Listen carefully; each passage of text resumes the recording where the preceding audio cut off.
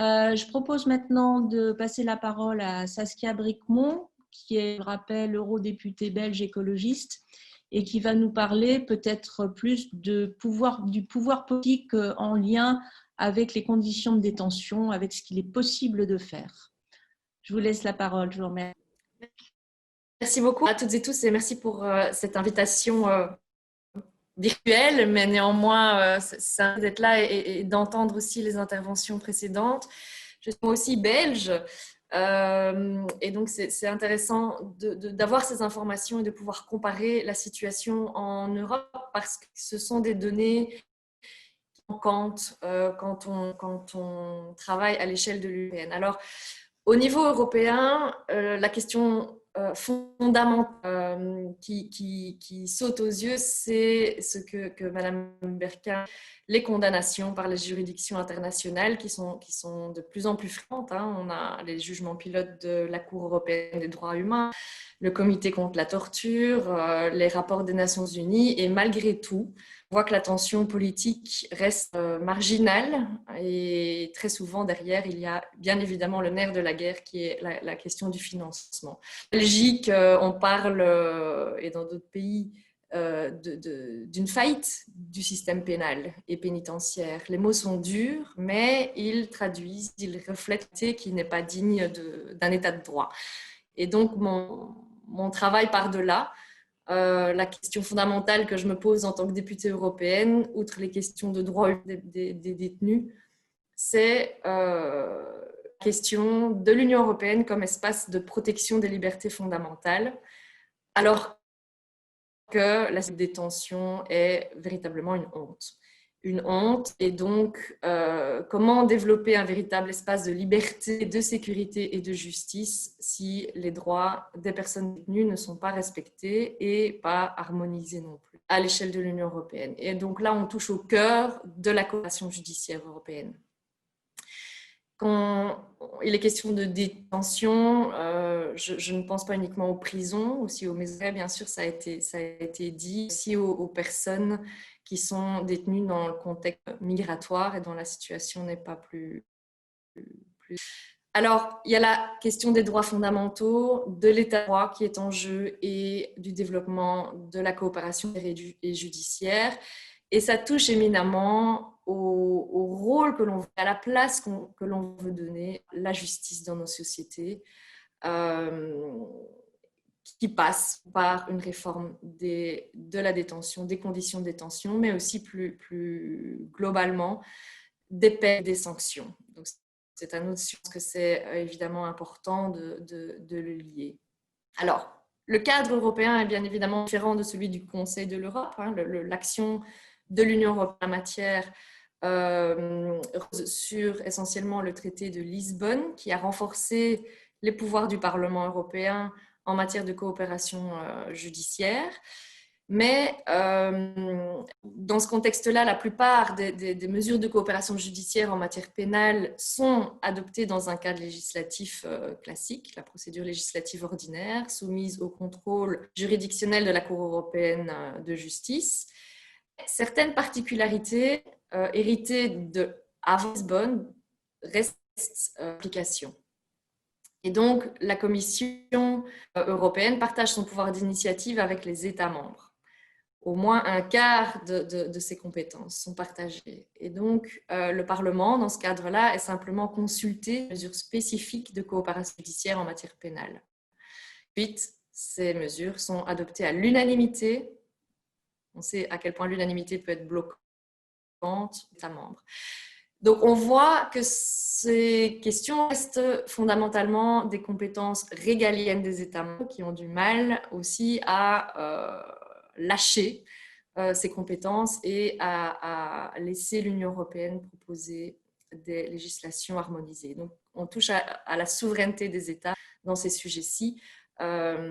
Et donc, on constate aussi que malgré l'existence de règles européennes, elles ne sont pas mises en œuvre et le contrôle ou procédure d'infraction que la Commission européenne pourrait lancer ont des effets très relatifs. Donc, il y a vraiment une influence encore très prégnante de l'avant-Lisbonne. Mais cela, on sait et on avance vers le déploiement d'un espace dit de liberté, de sécurité et de justice, un espace qui est nécessaire dans un cadre de libre circulation des citoyens. On a aussi la question des criminels, des victimes. Et donc, il faut à un moment donné une véritable coopération européenne et un espace commun sur ces matières-là aussi. Donc, énormément de défis à relever au niveau européen, mais qui touchent donc au cœur des compétences des États membres.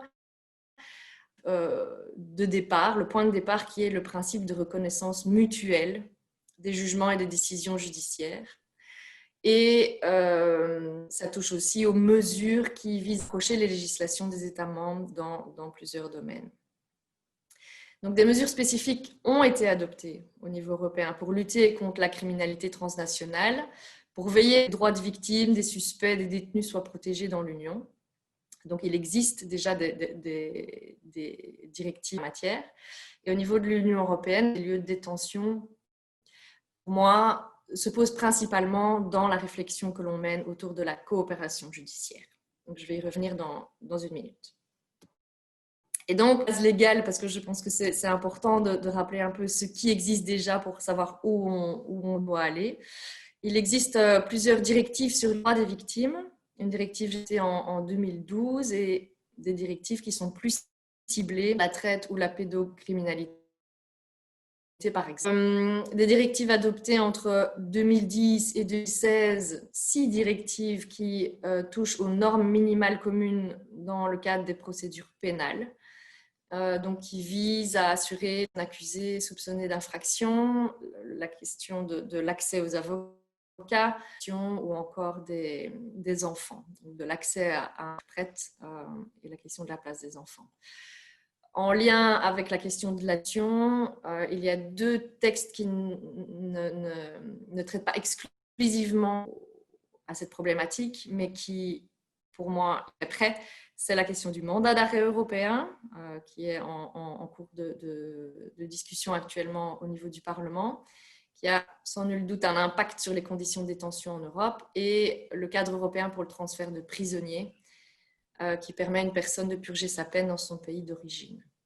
Dans le cadre des procédures du mandat d'arrêt européen, la question des conditions de détention a été posée. C'est l'arrêt de la Cour de justice européenne de 2016, Aragnosi contre Caldararo. Et donc, la Cour européenne de justice avait jugé qu'un État membre, application d'une MAE du fait des conditions de détention dans un pays émetteur du mandat d'arrêt. Et donc ça, c'est un jugement qui est évidemment important. Et en Belgique, on est aussi actuellement... enfin voilà, cette question s'est posée en Belgique aussi avec la situation catalane. Donc il y a un ralentissement dans l'exécution des mandats d'arrêt européens, puisqu'il est question là de la prise en compte des droits fondamentaux. Et on voit que les interactions sur ces thèmes-là entre les ordres juridiques du Conseil de l'Europe et de l'Union européenne sont importantes.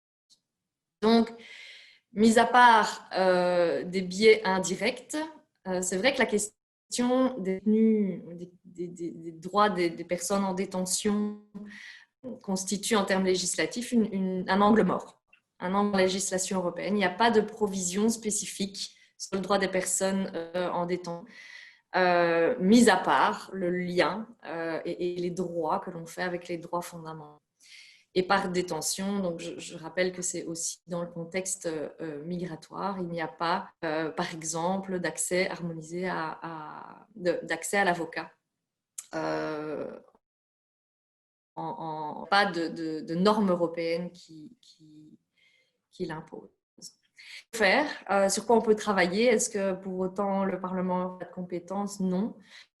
Plusieurs possibilités via, donc, je le disais, l'angle coopération judiciaire et protection des droits fondamentaux sur lesquels on peut travailler en pointant que l'absence en matière de droits des détenus et de détention préventive empêche la bonne mise en œuvre, la bonne exécution de cet espace de liberté, de sécurité et de justice.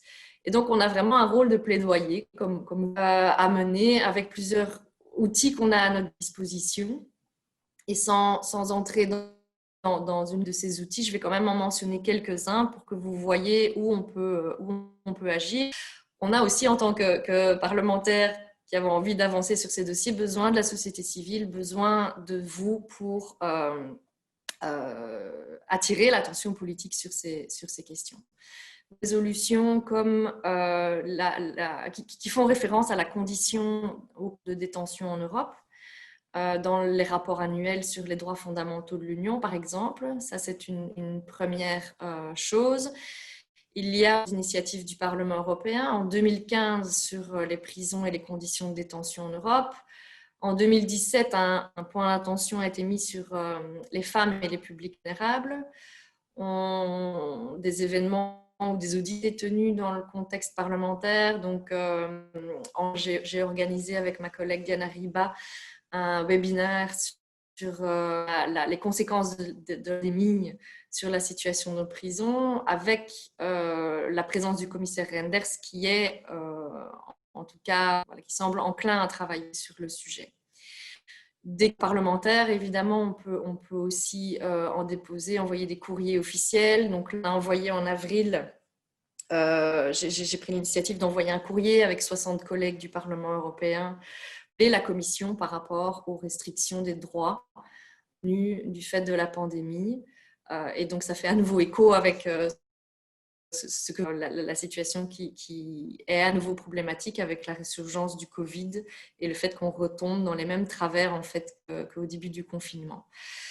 On espère avoir bientôt la possibilité d'organiser une audition sur les droits des détenus en Europe et la nécessité, donc avec l'objectif de pointer cette nécessité d'harmoniser les choses et d'avoir des standards minimaux européens. Dès du Covid, nos travaux parlementaires sont assez limités. Tout ce qui est audition, événements qui impliquent des extérieurs est plus difficile paradoxalement à organiser. On peut dire, bah oui, on peut le faire par webinaire, mais les services du Parlement sont assez engorgés. Donc, c'est sur la liste des livres. Et donc, c'est un travail qu'on doit mener et le contexte doit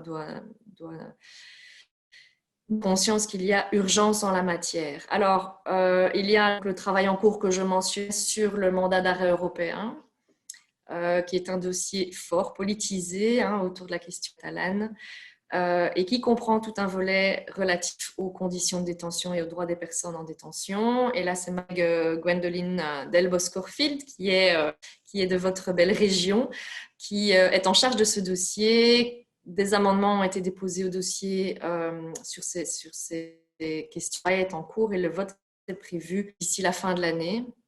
Donc, ce sont quand même des éléments qui seront importants et qu'on pourra utiliser pour faire évoluer le cas européen. Merci. Du côté de la Commission européenne. Je me permets de vous demander de conclure. Oui, donc un petit mot sur la Commission européenne. Plusieurs choses se mènent en termes de... On est plus dans le partage d'informations, des bonnes pratiques, la collecte de données, le financement, et c'est ce qu'on demande aussi, de renforcer les réseaux professionnels du secteur, pris sous le European Network for Prison Monitoring Bodies. Et on essaie de pousser la Commission européenne à développer des mesures alternatives à la détention. Du côté des États membres, très brièvement, je l'ai dit au début, le problème c'est que ça bloque en termes d'harmonisation et de normes communes. La présidence finlandaise avait émis des conclusions intéressantes sur les alternatives à la détention, mais il faut que maintenant on avance vers des standards minimaux européens contraignants pour pouvoir faire. Je pense que la crise du Covid nous offre une visibilité. On l'utilise davantage pour faire pression, comme le fait l'OIP, comme le font d'autres organismes, sur la réalité des prisons, et c'est ce qui nous permettra davantage de visiter et d'essayer de faire avancer l'agenda et pointer cette extrême vulnérabilité de nos systèmes pénitentiaires. Et ça a été mentionné aussi en lien avec les questions de surpopulation et donc d'alternatives à mettre en place. Pour conclure, les principaux points d'attention, c'est vraiment la question des droits, de l'état de droit, le cadre législatif pour faire avancer sur la question de la détention provisoire et le cadre européen qu'on peut aussi faire avancer sur les standards en détention. Je pense qu'aujourd'hui, les recommandations existent, les constats sont connus et qu'on va essayer donc de faire avancer cet agenda à nouveau avec le commissaire Renders. Il est attentif à la question. À nous de garder une pression suffisante pour faire avancer le dossier. Et je remercie à cette occasion le travail des ONG qui permet vraiment de mettre la lumière sur un enjeu fondamental qui est trop peu pris en compte aujourd'hui par le politique. Merci à vous.